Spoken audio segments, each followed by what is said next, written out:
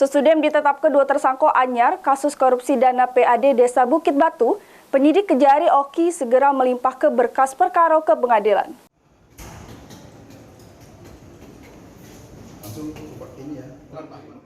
Tersangka kasus korupsi dana pendapatan asli desa di Desa Bukit Batu yang merugikan negara 9,6 miliar rupiah sudah menyeret 3 nama.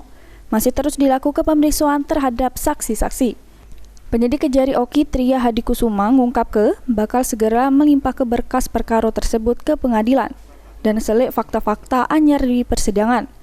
Sedikitnya sudah 60 saksi yang masih diperiksa jeru kasus korupsi PAD Desa terhadap hasil kerjasama plasma sawit di pojok tanah Desa Bukit Batu tahun 2015 sampai 2021.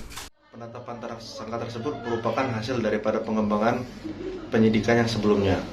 Adapun tersangka tersebut dilakukan penetapan sebagai tersangka karena mereka tidak melaksanakan tugas dan tanggung jawab mereka. Bahwa mereka ini mempunyai tugas dan tanggung jawab seharusnya selaku Sekretaris Desa Bukit Batu dan Kadrop Rencana dan Keuangan. Namun dalam pelaksanaannya mereka tidak melaksanakan tugas dan tanggung jawab mereka tersebut, khususnya dalam hal pengawasan keuangan, pelaporan aset, dan evaluasi terkait dengan pelaksanaan aset desa yang telah dilakukan pengelolaan sebagai lahan plasma sawit seperti itu. Sebelumnya Kejari Oki sudah menetapkan AS, mantan Kades Bukit Batu, lalu Sekdes dan Kaur Desa yang ini sudah dilakukan penahanan selama 20 hari ke depan.